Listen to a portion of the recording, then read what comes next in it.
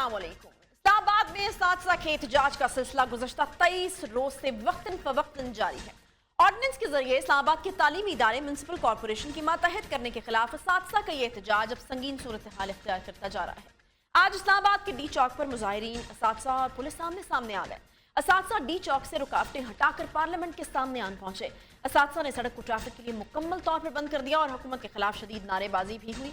इसी मौके पर पुलिस और मुजाहिरीन के दरमियान मुठभेड़ भी हो गई।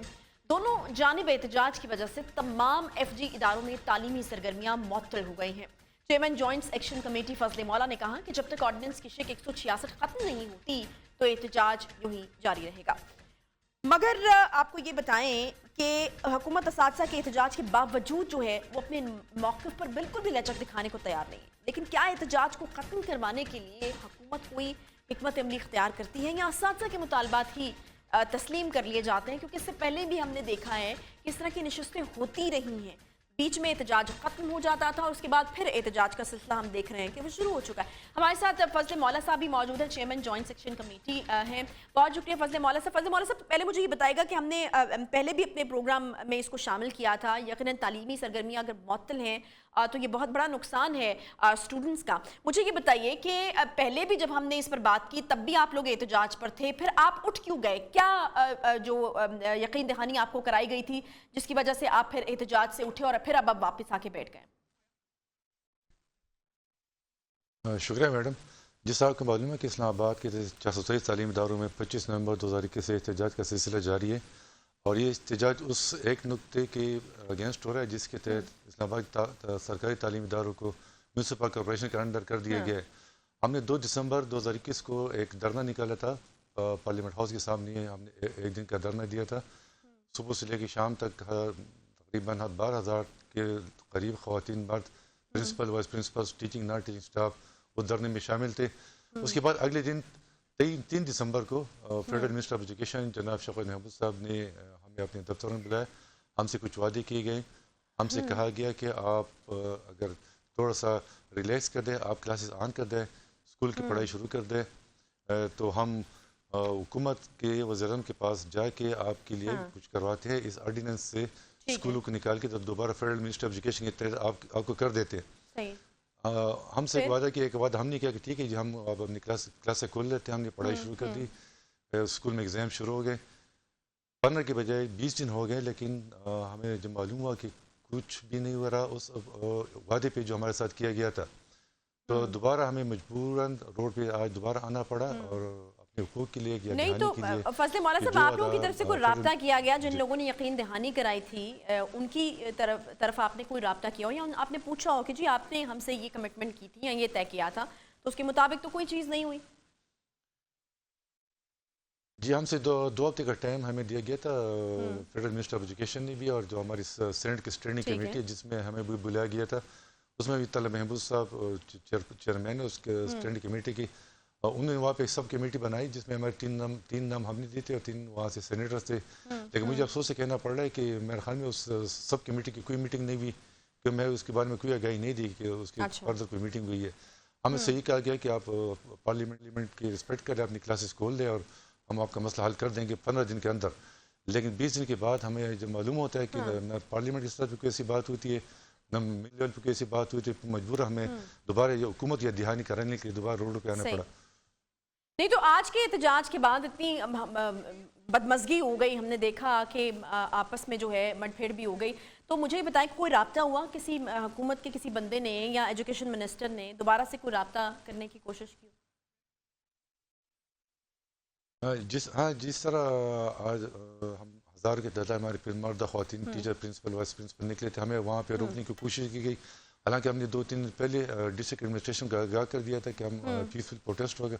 रिटर्न में हमने वहाँ पे उनको इन्फॉर्मेशन दी थी, लेकिन इसके बावजूद हमारे रास्ते में रिकॉर्ड डी ली गई, हम पे हल्का सा लाठी चार्ज भी किया गया, हमारी 2 बंदों को गिरफ्तार भी किया गया। लेकिन हमने उस तमाम रिकॉर्डों को पीसफुली करके हम अब डी चौक पहुँचे। वहाँ पे हम तकरीबन 2:30 बजे तक वहाँ पे मौजूद रहे। अपोजिशन लीडर्स कुछ हमारे जलसे में आए, खुद हमने नहीं बुलाया, वो आए और उन्होंने हमारे साथ इज़हार यकजहती किया, लेकिन हुकूमत की तरफ से कोई नुमाइंदा नहीं है, न कोई लोकल MNA है या न किसी मिनिस्ट्री की जिससे किसी ने हमसे रब्ता किया। और ये समझते हैं कि इससे हुकूमती BC का अंदाज़ा होता है کہ جو ملک میں ایجوکیشن ایمرجنسی لانے کی باتیں کر رہے تھے، آج ہزار کی تعداد میں اسلام آباد کے روڈوں پہ اسلام آباد کے ٹیچر پروفیسر بیٹھے ہوئے تھے، اور ان کے طرف کوئی حکومت کی طرف سے کوئی ہمارے سے رابطہ نہیں کیا گیا۔ ٹھیک ہے جی، صحیح۔ مختصر بس یہ بتا دیجئے کہ فضل مولا صاحب اب آگے کیا لائے عمل ہوگا اگر نہیں اس طریقے سے بات سنی جاتی جو آپ کے مطالبات ہیں یا جس طرح سے آپ لوگ کہہ رہے ہیں، تو پھر کیا ہوگا؟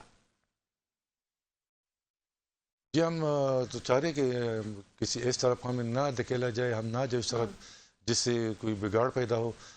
ہم سمجھتے ہیں کہ بچوں کا ٹائم بہت قیمتی ہے، کرونا کے بعد بڑے سے بعد اسکول کھل گئے، ہم پڑھانا چاہتے ہیں، لیکن اگر ہمارے مطالبات پہ عمل نہیں کیا گیا تو اسکول کے اندر تو ہماری بات کوئی نہیں سنتا۔ ہم نے 10 دن اسکول کلاسز کا بائیکاٹ کیا، اس کے بعد حکومت سے ہمارے مذاکرات بھی ہوئے، لیکن ہماری بات نہیں سنی گئی۔ پر ہمارا پلان یہ ہے کہ ہم اسکول سے نکل کے بچوں کا ٹائم ہم ضائع نہیں کریں گے، روڈ کے اوپر ہم کلاسز لگائیں گے اور وہ ایک تماشا سا بن جائے گا، بچوں کو پڑھائیں گے۔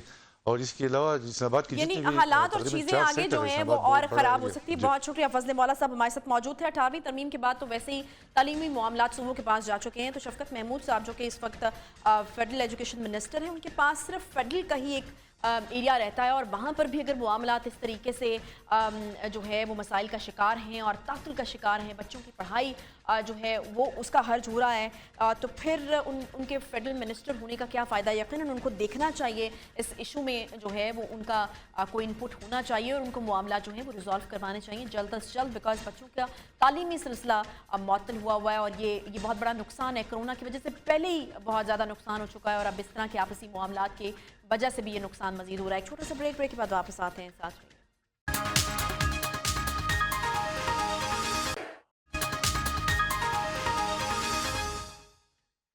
ویلکم بیک جی۔ فیصل واڈا کتنے سچے ہیں یا جھوٹے ہیں؟ اگر سچے ہوئے تو الیکشن کمیشن کو یہ معلوم ہو جائے گا کہ پاسپورٹ کی منسوخی کی تاریخ کیا ہے اور کس تاریخ کو دوہری شریعت ترک کی گئی، اور اگر نہ ہوئے تو شاید سینیٹر کی سیٹ سے بھی فارغ ہو جائے۔ مگر پاکستان پیپلز پارٹی کے قادر مندوخیل جو اس کیس میں درخواست گزار بھی ہیں، ان کے مطابق فیصل واڈا نااہل ہو جائیں گے۔ کیس کنکلوڈ ہو گیا، ریزرو ہو گیا، اور انشاءاللہ مجھے پورا یقین ہے کمیشن کے اوپر کہ 3.5 سال تو گزار دی انہوں نے، لیکن انشاءاللہ ابھی آئندہ چند دنوں میں، کیونکہ ہائی کورٹ اسلام آباد کے کلیئر کٹ فیصلہ ہے کہ 2 مہینے کے اندر اس کیس کو ڈیسائیڈ کرے، اور اس 2 مہینے میں صرف 15 دن رہتے ہیں، تو میں یہ سمجھ رہا ہوں کہ انشاءاللہ یہ کیس کنکلوژن کی طرف چلا گیا، اور یہ سیٹ بھی سینٹ کا انشاءاللہ پیپلز پارٹی کی جولی میں گرے گی۔ سپریم کورٹ کا جب ایک ایفیڈیوٹ آیا جس کی لاسٹ ڈیٹ 11 جون 2018 تھی، اور فیصل واڈا صاحب نے اگر نیشنلٹی جو ہے نا وہ چھوڑی ہے، تو اگر 11 تاریخ سے 1 دن پہلے بھی ہوتی ہے تو وہ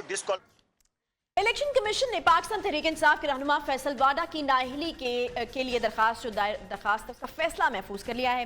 فیصل واڈا کی دوہری شریعت کے خلاف دائر درخواست پر سماعت چیف الیکشن کمشنر سکندر سلطان راجہ کی سربراہی میں 3 رکنی بینچ نے اسلام آباد میں کی۔ اس سماعت کے دوران چیف الیکشن کمشنر نے پیپلز پارٹی کے رہنما قادر خان مندوخیل سے مکالمہ کرتے ہوئے کہا کہ درخواست گزاروں نے کہا تھا کہ ہم حتمی دلائل دے چکے، کہ آپ مزید دلائل یا دستاویزات دینا چاہتے ہیں۔ قادر مندوخیل کا کہہ رہا تھا کہ آج 30ویں پیشی ہے، گزشتہ 1.5 سال سے کمیشن تنبیہ کر رہا ہے، جو سوال پوچھے گئے ان کے جواب آ جائیں، میرے اضافی دلائل نہیں ہیں، جس پر سکندر سلطان راجہ نے کہا کہ وہ جواب دے نہ دیں، فیصلہ کرنا کمیشن کا کام ہے، یہ آخری بار ہے۔ قادر مندوخیل نے کہا کہ فیصل واڈا امریکی شہریت رکھتے تھے، متعلقہ آرو کو کوئی سزا نہیں ہوئی، آرو نے فیصل واڈا کو نااہل کرنے کی بجائے میرے کاغذات مسترد کر دیے تھے۔ انہوں نے مزید کہا کہ میں نے امریکی سفارت خانے کو نوٹس بھیجا تھا، اور انہوں نے کہا کہ ہم افراد کو جواب نہیں دیتے۔ میں نے کہا کہ الیکشن کمیشن ہی پھر امریکی سفارت خانے سے پوچھ لے۔ درخواست گزار کا کہنا تھا کہ فیصل واڈا نے غیر ملکی پراپرٹی ظاہر کی ہے، آپ امریکی کونسل خانے سے فیصل واڈا کی شہریت کی انکوائری کرائیں۔ چیف الیکشن کمشنر کا کہنا تھا کہ گزشتہ سماعت پر آپ نے کہا دلائل مکمل ہو گئے، آج نئی بات کر رہے ہیں۔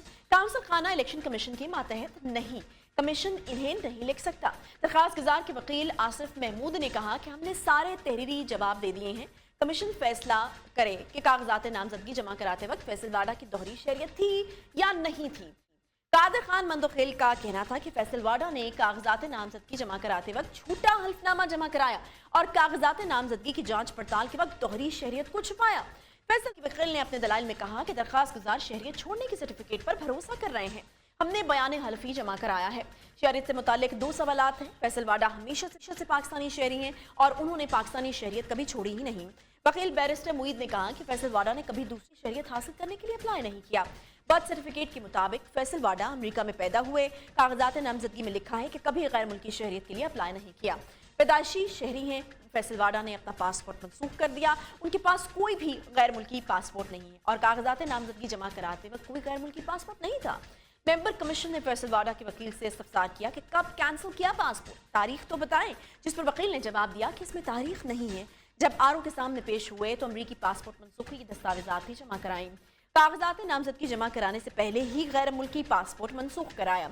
आरओ ने कहा कि मैंने मनसूखे के जो पासपोर्ट है उसको नहीं देखा है, हमारे पास इस दिन को गैर मुल्की पासपोर्ट नहीं था। वकील फैसल वाडा ने कहा कि कागजात नामजदगी जमा कराते वक्त कोई झूठ नहीं बोला। फैसल वाडा ने कभी गैर मुल्की पासपोर्ट नहीं छुपाया। Chief election commissioner Sikandar Sultan Raja ने इस्तफसार किया कि पासपोर्ट कैंसिल होने से क्या शहरियत भी मनसूख हो जाती है? अगर दोहरी शहरियत है तो नाकाब होगा, पाकिस्तानी शनाख्ती कार्ड नहीं होगा। सिकंदर सुल्तान राजा का कहना था कि नॉर्मल शनाख्ती कार्ड कोई शवाहिद नहीं कि आप दोहरी शहरियत नहीं रखते, जिस पर वकील ने कहा कि नाजरा के मुताबिक फैसल वाडा की 29 मई 2018 को अमरीका की शहरियत सीज कर दी। फैसल वाडा पाकिस्तानी शहरी हैं। चीफ इलेक्शन कमिश्नर ने इस्तफसार किया कि क्या नाजरा ये सर्टिफिकेट इशू कर सकती है कि आप सिर्फ पाकिस्तानी शहरी हैं? नाजरा के इल्म में कहाँ से आया? हमें ये मामला देखना होगा। आप कह रहे हैं कि आपके पास नाकाब नहीं है, सिर्फ पाकिस्तानी शनाख्ती कार्ड है। आपने कहा कि पासपोर्ट कैंसिल है, क्या इसका मतलब है दोहरी शहरियत नहीं हो सकती? चीफ इलेक्शन कमिश्नर ने मजीद कहा कि एजेंसी का काम सिर्फ पाकिस्तानी शहरियत का बताना है, किसी और मुल्क की शहरियत का बताना नहीं है। कई ऐसे दोहरी शहरियत वाले पाकिस्तान में होंगे जिसके पास नाकाब नहीं, सिर्फ शनाख्ती कार्ड है। वकील फैसल वाडा ने कहा कि दोहरी शहरियत वालों के पास नाकाब होगा, शनाख्ती कार्ड नहीं होता इनके पास। जब हम इस MNA की नशिस्त पर नहीं रहे तो इस दरखास्त पर नाअहलीन नहीं हो सकती। इलेक्शन कमीशन ने फरीकैन के दलाइल सुनने के बाद फैसल वाडा की नाअहली से मुतालिक दायर दरखास्त पर फैसला महफूज कर लिया। इसी पर बात करेंगे, हमारे साथ मौजूद हैं साबिक सेक्रेटरी इलेक्शन कमीशन कमर दिलशाद साहब। कमर साहब, मैं यही सवाल आपसे पूछना चाह रही हूँ कि फैसल वाडा के वकील बैरिस्टर मोईद साहब ये कह रहे हैं कि वो MNA ही नहीं रहे, तो फिर इस दरखास्त पर नाअहली कैसे हो सकती है? इस पर थोड़ी वजाहत दीजिएगा। असूली तौर पर फैसल वाडा साहब का ये मौक़िफ़ दुरुस्त नहीं है कि चूंकि वो कौमी असम्बली के मेंबर नहीं रहे हैं और उनके माजी में जो उनके खिलाफ केस ज़ेर समात रहा है अदालतों में भी, और अब इलेक्शन कमीशन ऑफ पाकिस्तान के पास ज़ेर समात है, तो असूली तौर पर फैसल वाडा साहब ने शुरू से बेपनाह गलतियाँ की। पहली वही उन्होंने स्टे लेते रहे, हाई कोर्ट से, इस्लामाबाद हाई कोर्ट से लिया, सिंध हाई कोर्ट से चले गए और इसे तमाम अदालतों के फोरम से जब उन्हें नाकामी हुई और सब ने उन्हें ये कहा कि इलेक्शन कमीशन पाकिस्तान जो है वो सुप्रीम कोर्ट पाकिस्तान के फैसले की रोशनी में अपना जजमेंट दें। अब सुप्रीम कोर्ट ऑफ पाकिस्तान माजी में इस तरह के केसेस पर मसला सादिया अब्बासी का केस भी आया और वक्त का केस भी आया, उनको उन्होंने नाअहल करार दे दिया। तो अब यहाँ कुछ दूसरा मसला है। मसला ये है तो उन्होंने हक़ाइक़ नहीं छुपाए थे। सादिया अब्बासी ने ये कहा था जी मैंने और हारून अख्तर ने कि हमने अपनी नेशनलिटी को विड्रा करने के लिए हमने अप्लाई किया हुआ है। तो उन्होंने जस्टिस साकिब निसार का पॉइंट ऑफ व्यू ये था कि चूंकि कागजात नामजदगी के वक्त आप उन ममालिक की शहरी थे तो लिहाजा डिस्क्वालीफाई। यहाँ फैसल वाडा साहब ने कहा जी मेरी ड्यूल नेशनलिटी नहीं है और मैं पाकिस्तानी हूँ। तो उस पर जो के तमाम जो कागजात जो पेश किए गए उनके अपोनेंट ने, और उसके बाद वीजा भी आया, पासपोर्ट भी आ गया, ड्यूल नेशनलिटी भी आ गई, तो वो सारे मामले इलेक्शन कमीशन पाकिस्तान के पास ज़ेर गौर हैं और हालात इस तरह से नजर आ रहे हैं कि उन्होंने हक़ाइक़ छुपाए हैं। और इसी तरह हमारी इतला के मुताबिक मुमकिन गलती हो सकती है कि इलेक्शन कमीशन पाकिस्तान ने अपना होमवर्क तैयार कर लिया है। उन्होंने FIA, इमिग्रेशन और तमाम जो इदारे हैं उन सब से वो रिकॉर्ड छानबीन वो करते रहे हैं साल डेढ़ साल में। तो इन हालात को देखते हुए जो फैसला आएगा इलेक्शन कमीशन पाकिस्तान की तरफ से वो मेरी नज़र में एक अच्छा मिसाली फैसला होगा। और आइंदा जो हक़ाइक़ छुपाने वाले जो लोग हैं जो अपने कागजात नामजदगी में हक़ाइक़ छुपाते हैं, हलफनामे की खिलाफ वर्जी करते हैं, उनको भी पता चल जाएगा कि हक़ाइक़ छुपाने की सज़ा क्या होती है। हमारी नाक़िस राय के मुताबिक जो कि उन्होंने हक़ाइक़ छुपाए हैं तो ये आर्टिकल 62(1)(f) के तहत ये नाअहल हो सकते हैं ताहयात, जैसे कि नवाज शरीफ साहब हुए, जहांगीर तरीन साहब हुए कि उन्होंने हक़ाइक़ छुपाए। हक़ाइक़ छुपाना बहुत बड़ा जुर्म है। नहीं तो ये कामिल साहब मुझे बताएगा कि ये वही आर्टिकल है जिसके तहत मियां नवाज शरीफ साहब नाअहल हुए थे? उन्होंने भी हक़ाइक़ छुपाए थे ना। और नवाज शरीफ साहब ने कहा मेरा किसी मुल्क उन्होंने कहा जी आपने अकामा छुपाया अपने कागजात नामजदगी में, वो अकामा छुपाना, हकायक छुपाने के जुर्म पे उनको ताहियात नाहल करार दे दिया। जहांगीर अच्छा, अब इस केस में ये कैसे साबित हो कि ये शख्स अब दूसरी शहरियत नहीं रखता? बिकॉज पासपोर्ट मनसूखी एक डिफरेंट चीज़ है, नेशनैलिटी छोड़ना एक डिफरेंट चीज़ है, और फिर ये भी नहीं पता चल रहा कि किस तारीख पर जो है ये पासपोर्ट मनसूखी की जो कार्रवाई हुई, ये भी नहीं बताया जा रहा कि क्या अप्लाई करने से पहले छोड़ चुके थे या नहीं। नहीं, इनका स्टेटमेंट शुरू में ये आता रहा कि जब उन्होंने अप्लाई करने से पहले उन्होंने दरखास्त दी अपने अमेरिकन एम्बेसी में कि मैं नेशनलिटी छोड़ना चाहता हूँ। हाँ। कानून ये कहता है कि जब तक आपकी नेशनलिटी वहाँ से विड्रॉ नहीं हो जाती, कैंसिल नहीं हो जाती, उस वक्त तक आप उस मुल्क के शहरी रहेंगे। हाँ। तो अब इन्होंने इसी तरह का तो सादिया अब्बासी ने कहा था जी मैंने अपने छोड़ दी नेशनलिटी, मैंने तो अपने अमेरिकन एम्बेसी दरखास्त दी। दरखास्त दे तो कुछ नहीं होता जब तक कि केस का फैसला नहीं होता। तो ये इनका जो फैसला नहीं हुआ, इनका अगर मैं दरखास्त देने से तो किसी की नेशनलिटी खत्म नहीं होती। अच्छा। बड़ा एक प्रोसीजर है उनका 6 महीने का, 1-1.5 साल का, जब जाके उनकी प्रोसीजर खत्म होने पर नेशनलिटी खत्म होती है। तो फैसल वादा ने अपने तमाम अपना खुद ही इतराज कर लिया जी मैं गलती। अब इस्लामाबाद हाई कोर्ट में 3-3 साल से स्टे ले रहे हैं, सिंध हाई कोर्ट में जा रहे हैं, सुप्रीम कोर्ट में जा रहे हैं, वहाँ तमाम इन्होंने फॉरम इस्तेमाल करने के बाद उन्होंने सब ने ये कहा जी इलेक्शन कमीशन फैसला करेगा। अब इलेक्शन कमीशन पाकिस्तान की कोर्ट में इनकी है केस चल रहे हैं। नहीं तो कमर साहब, आपने किस तरह से डील करना चाहिए था फिर इस इशू को, मुझे ये बताइए। आपने कहा कि बहुत सारी गलतियां जो हैं वो उनकी तरफ से की गई हैं।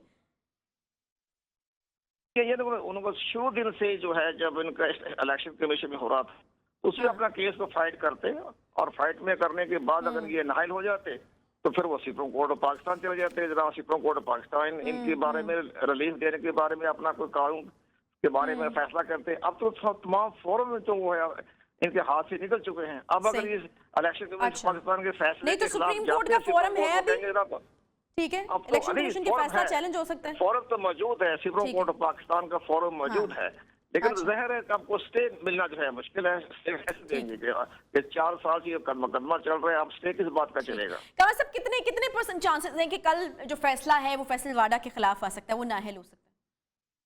हालात तो मुझे नजर अच्छे नहीं आ रहे। हम तो अपनी नाकस राय दे सकते हैं, जरा हमारा तो एक हम अपने तजर्बे की बना पर अपने कह सकते हैं कि ये बिल्कुल ताहयात की नाहलियत के असराने खड़े हैं और तलवार लटक रही है ताहयात की नाहलियत के बारे में। इलेक्शन पाकिस्तान ने अपनी रिट बरकरार रखनी है, इलेक्शन पाकिस्तान ने भी अपने अथॉरिटी को बनवाना है, और इलेक्शन पाकिस्तान के साथ जिस तरह ये केस चल रहा, कभी वकील नहीं पेश हुआ, 1.5-2 साल से इलेक्शन कमीशन से आंख मचोली कर रहे हैं। अच्छा, एक और चीज कमर साहब मुझे जो है वो क्लियर कर दीजिएगा। एक तो वो मैंने पहला सवाल आपसे पूछ लिया था कि एमएन ने किस सीट पर नहीं रहे तो आप किस तरह से नाअहल हो सकते हैं। मुझे ये बताइएगा कि क्या जो माजी में सामने आने वाले केसेस हैं वो मौजूदा पोजीशन पे असरअंदाज होंगे, सेनेटर के लिए भी वो नाअहल हो जाएंगे, और फिर ताहयात पाबंदी की जो आप बात कर रहे हैं तो किसी भी ओहदे के लिए ताहयात पाबंदी हो सकती है? ये नहीं, ताहयात की देखो, एक आपका शुरू में आपने एक शुरू में आपका हो गया क्या कौमी असम्बली के मेंबर थे और आपने हक़ाइक़ छुपाए और इलेक्शन कमीशन ने आपको नाअहल करार दे दिया, तो अभी हमेशा के लिए तमाम पब्लिक ऑफिस से ताहयात हो गए ना। फिर सेनेट की सीट भी की और आइंदा के लिए भी तमाम जितने जो पब्लिक ऑफिस है उनके लिए हमेशा के लिए नाअहल हो गए ना। तो ना तो एडवाइजर बन सकते हैं और ना कोई इसी तरह से कोई पब्लिक ऑफिस ले सकते हैं। खत्म हो गया, हमेशा के लिए नाअहल हो जाते हैं। जिस तरह के जहांगीर तरीन साहब नाअहल हो गए हैं तो इमरान खान साहब को कुछ भी ओहदा नहीं दे सके। तो ये सारे मामला इसी तरह हो जाता है। इन्होंने फैसल वाडा साहब को किसी ने एडवाइस अच्छा नहीं किया। अगर शुरू में एक ही लैंड पे चलते तो मुमकिन था कि ये इलेक्शन कमीशन को सजा भी देता, नाअहल भी करार दे देता। तो सुप्रीम कोर्ट ऑफ पाकिस्तान कहते भाई नहीं, अभी ऐसा केस है वो गौर करते हैं, देखते हैं, FI में जाए, इमिग्रेशन में जाए, तो उनका वक्त निकल सकता था। लेकिन वो तो इलेक्शन कमीशन पाकिस्तान पर बार बार जब उनको आया कि वो फैसला करें और बड़ा अच्छा फैसला दिया। उन्होंने कहा जो सुप्रीम कोर्ट ऑफ पाकिस्तान इस मामले में जजमेंट दे चुका है उसकी रोशनी में इलेक्शन कमीशन ऑफ पाकिस्तान फैसला करे। वो जजमेंट यही है कि वो नाअहल करार दे चुके हैं तमाम केसेस के अंदर आके। तो उसी जजमेंट की रोशनी में इलेक्शन कमीशन पाकिस्तान ने अपना फैसला लिखना हुआ ना। ठीक है।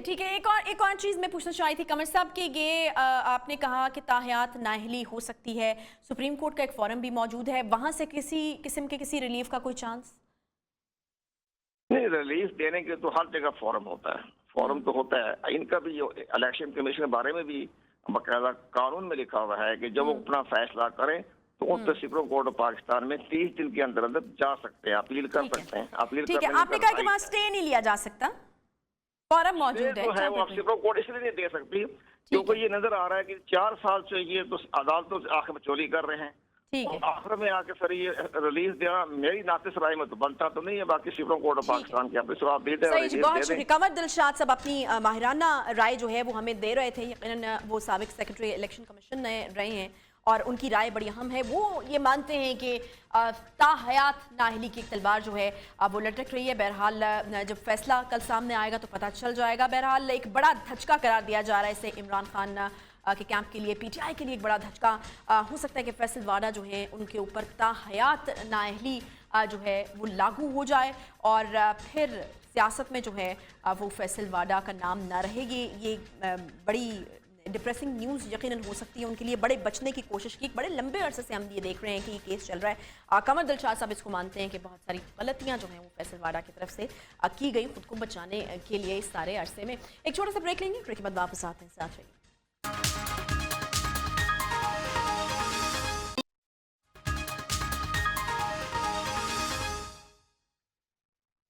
Welcome back. उम्मीद और खुशी की नवीदान पहुंची है जिसका इंतजार पिछली 7 दहाइयों से पाकिस्तान की आवाम कर रही थी।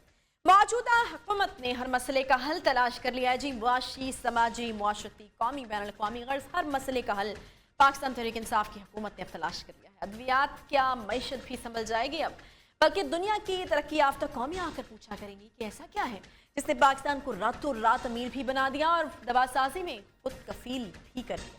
पेरेड यूनिवर्सिटी रबात में भंग कटाई की तकरीब मुनक़िद हुई है जी। वफाकी वज़ीर बराए science and technology Shibli Faraz साहब तकरीब से खिताब करते हुए फरमाते हैं कि भंग का सबसे महंगा हिस्सा इसका बीज है।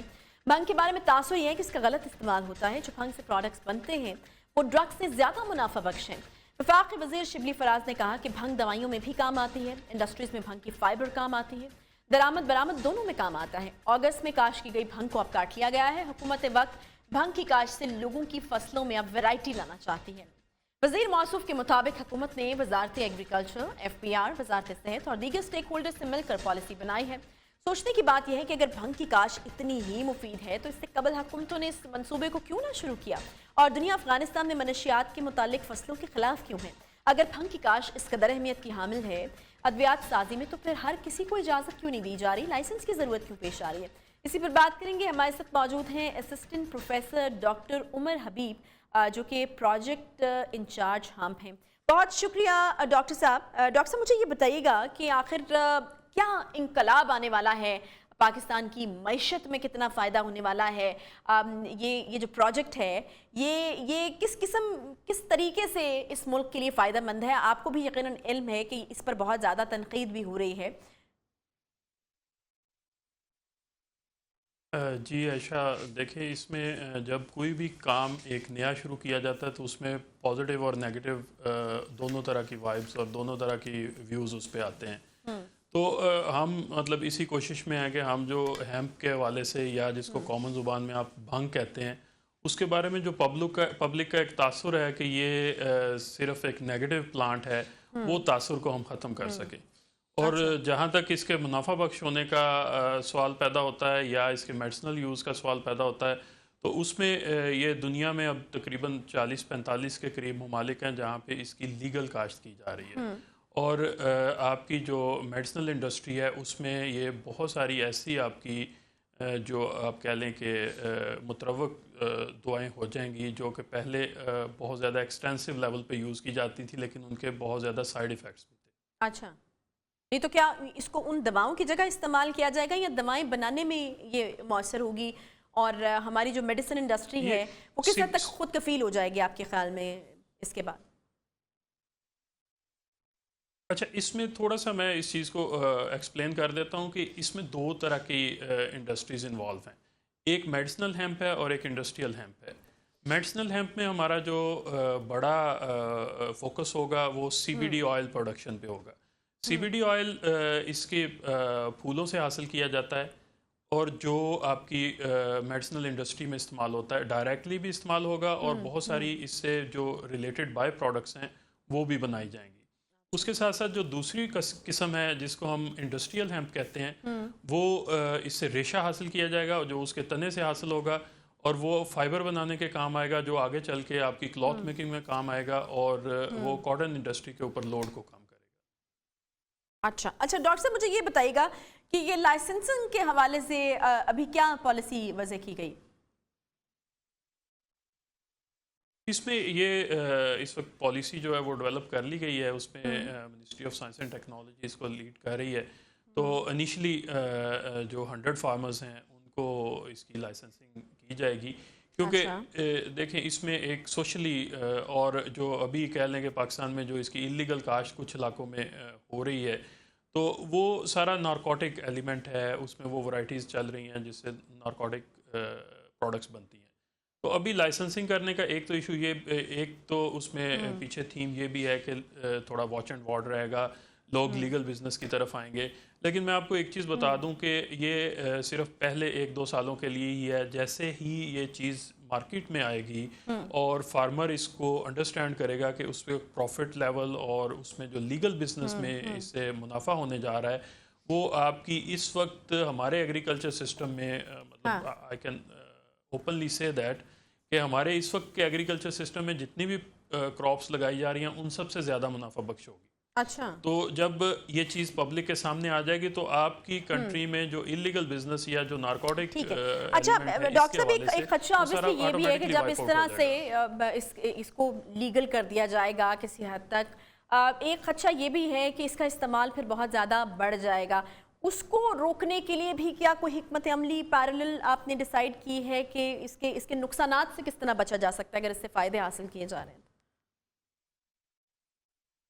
اس میں نقصان کیونکہ یہ جب میڈیسنل فارم میں آئے گا تو یہ آپ کا پراپر پریسکرائبڈ میڈیسن ہوگی. یہ ایسے نہیں ہوگا کہ مطلب جو ڈاکٹر صاحب دیکھیں وہ تو ٹھیک ہے, آپ کی بالکل ٹھیک ہے بات.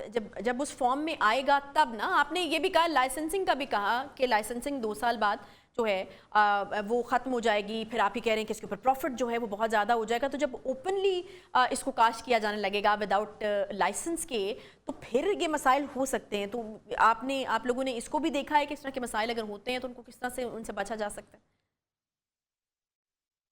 جی بالکل, اس میں اس طرح کا مسئلہ اس لیے بھی پیدا نہیں ہوگا کہ جو ورائٹیز ہم ریکمینڈ کرنے جا رہے ہیں آپ نے ہماری فیسلٹی پہ بھی جو پلانٹس لگے ہوئے دیکھے وہ سارا میڈیسنل ہیمپ ہے اور ہم اس میں اسکرین آؤٹ کر کے فارمر کو جو ورائٹیز دی جائیں گی وہ ورائٹیز وہی ہوں گی جو THC کانٹینٹ اس کی لیگل لمٹ سے نیچے رکھیں گی. مطلب اس میں قدرتی طور پہ نشہ آور ایلیمنٹ موجود ہی نہیں ہوگا.